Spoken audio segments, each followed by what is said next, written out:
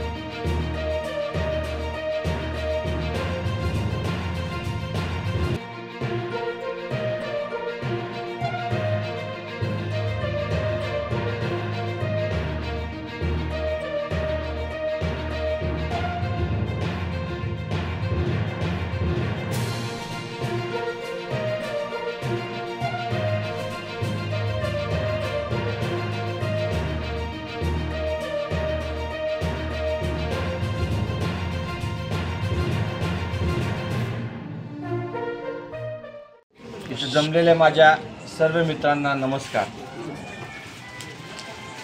MR डेच्या निमित्त आपण एमआर मार्कंडे महासंगम या संघटनेच्या सर्व एमआरांना आपण एमआर डे निमित्त सत्कारासाठी बोलवलं व आपण बोलवल्यावर त्यांना मान देऊन आपल्या सत्कार स्वीकारण्यासाठी आले। हे आपलं खरंच खूप मोठं भाग्य आहे, अवभाग्य। कारण ह्या लोकांचं कार्य, मार्कंडे महासंगमचं जर कार्य बघायला गेलं तर हे सर्वांपेक्षा जास्त आणि सुंदर तळागाळातल्या लोकांपर्यंत पोहोचून हे लोक काम करतात। अनेक लोक आपलं कार्य करून, छोटंसं कार्य करून त्याला खूप मोठं करतात। ह्या लोकांचं 350 लोकांची युनिटी आहे आणि सगळ्यात जास्त धावपळाची जिंदगी जर कोणाची असेल तर तो एमआर लोकांची आहे। कारण लांब लांबपर्यंत कुठलीही नवीन औषध मार्केटमध्ये आलं, नवीन आजार एखाद्या नागरिकांना आलं, त्या आजाराला ट्रीटमेंट करण्यासाठी सर्वात महत्त्वाचं कुठली गोष्ट लागते म्हणजे ती औषध।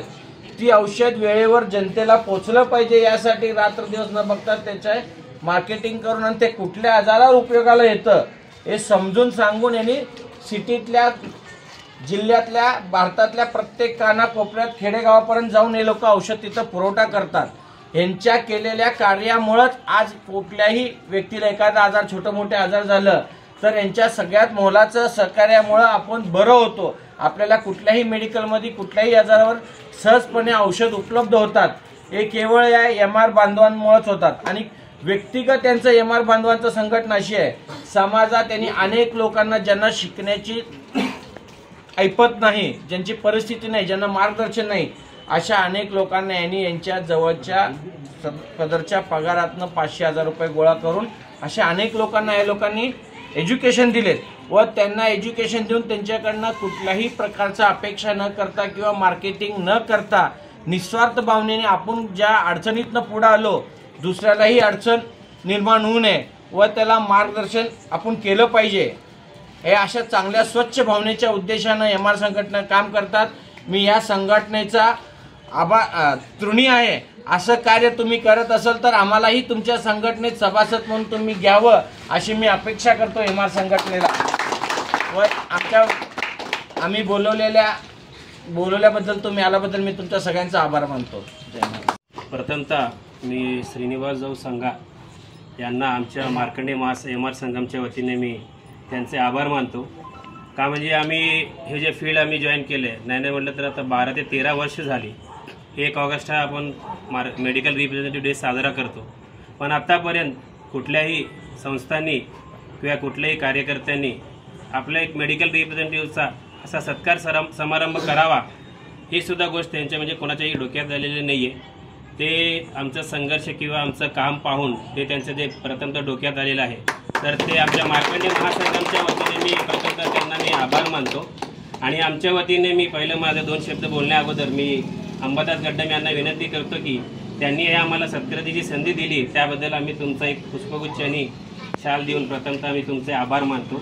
त्या गरीब व्यक्तीला जर औषधांची गरज पडली तर ह्यांच्याकडे ज्या कंपनीचे सॅम्पल्स असतात, अतिशय गरीब लोकांना यांचं मदत त्या सॅम्पलच्या माध्यमातून हे लोक नेहमी करत असतात. याचा मी एक घेतलेला अनुभव, स्पॅन हॉस्पिटलमध्ये एक छोटासा बाळ डोक्यावर पडून बेशुद्ध अवस्थेमध्ये आणलं गेलं होतं. त्या बेशुद्ध अवस्थेमध्ये त्या मुलाचं जे स्थिती होती पूर्णपणे अनकॉन्शियस होती. त्या कुटुंबाचं एवढं ताकद नव्हतं की या मुलाचं आता आपण औषध पाणी करण्यासाठी खर्च करून याला आपण हॉस्पिटलमध्ये भरती करू. अशा मुलाला उचलून घेऊन एका एमआरने त्याच्या जवळची औषधं उपलब्ध एका 15 मिनिटांमध्ये उपलब्ध करून त्या मुलासाठी 16,000 रुपयाचे इंजेक्शन त्या ठिकाणी उपलब्ध करून दिला. त्या औषधाच्या माध्यमातून त्या मुलाला नवीन जीवन मिळालं. अशा प्रकारचं काम करणारा एम आर संघ, हा एम आर संघाला माझा पूर्णपणे हात उचलून सल्यूट आहे. असं काम करणाऱ्या प्रत्येक डिव्होशनल एम आरला या सोलापूरमध्ये मी बघितलंय. आज त्यापैकी काही जणांचा परिचय या ठिकाणी होणार आहे. त्या सगळ्यांचा मी आभार मानतो, कारण काय त्यांनी केलेलं काम आणि करत असलेलं काम हे स्तुत्य आहे, अतिशय उपयुक्त आहे. आणि गरिबांसाठी असू द्या किंवा कुठल्याही दुर्धर आजार असलेल्या आजारी व्यक्तीसाठी हे एक वरदान आहे असं मी मानतो. अशा क्षेत्रामध्ये काम करणाऱ्या सर्व एमआरांचं या ठिकाणी सत्कार समारंभ श्री प्रतिष्ठानच्या वतीनं या ठिकाणी ठेवलेला आहे. माझं नाव अंबादास नरसिंग गड्डम, राहणार अशोक चौक, सोलापूर. आम्ही जवळपास 20 नोव्हेंबर 2012ला मार्कंडे एम आर संघ हा संस्था स्थापन केली. त्याच्यामार्फत आम्ही सोशल वर्क म्हणजे जे गरीब रुग्ण त्यांना मदत करणे आणि जे ट्रीटमेंट सोलापुरात होत नाहीत, कॅन्सरसारखे किंवा क्रिटिकल केअरचे ना, त्यांना कुठं सोयीस्कर ट्रीटमेंट मिळेल त्याला मदत करणे. आणि ज्या पेशंटला औषध खरेदी होत नसेल तर त्यांच्या ग्रुपकडनं पैसे जमा करून त्या पेशंटला औषधे देणे हे आमचं रेग्युलर काम आहे. आणि त्या सर्वात एवढ्या दिवसामध्ये सर्वात महत्त्वाचं काम आम्ही कोविडमध्ये ना जवळपास आम्ही 700 कुटुंबांना आम्ही जवळपास 3 महिन्याचं धान्य दिलेलं आहे. त्याच्यात तांदूळ, गहू आणि डाळ, तेल, साखर दिलेले. आणि जवळपास त्यानंतर 30 पेशंटला आमच्याकडून मदत करण्यात आली. कोविडमध्ये पेशंटची इंजेक्शन म्हणा, अल्बुमिन इंजेक्शन म्हणा, निनानी टॅबलेट म्हणा, असल्या काही गोष्टी आमच्याकडून मदत करण्यात आली. आणि प्रत्येक आमच्या संघाच्या काही मुलांच्या वाढदिवसानिमित्त काही अनाथ आश्रममध्ये आम्ही अन्नधान्य आणि काही लहान मुलांना बिस्किट वगैरे आम्ही वाटप करतो. हे आमचं रुटीन काम आहे. आणि वृद्धाश्रममध्ये सुद्धा आम्ही त्यांना लागणाऱ्या गृहोपयोगी वस्तू पण आम्ही सतत नेहमी मदत करत असतो. आणि त्यासाठी आम्हाला काही स्टॉकिस्ट आणि डॉक्टर बी मदत करतात, चांगले प्रतिष्ठित डॉक्टर आणि स्टॉकिस्ट पण मदत करतात. आणि आमचे सहकारी दिनेश गोगी, श्रीनिवास अब्बन, लोहित श्रीराम, श्याम, निखिल इट्टम, अमोल या सगळ्या सहकारी नेहमी सतत मदत करत असतात. आणि आमचे काही लीडर आता इथं सोलापुरात नसल्यामुळे, काही लातूरला बीडला असल्यामुळे येऊ शकले नाहीत. नेहमी 300 टीममध्ये जवळपास कंपल्सरी 50 ते 60 लोक ॲक्टिव्ह असतात. धन्यवाद.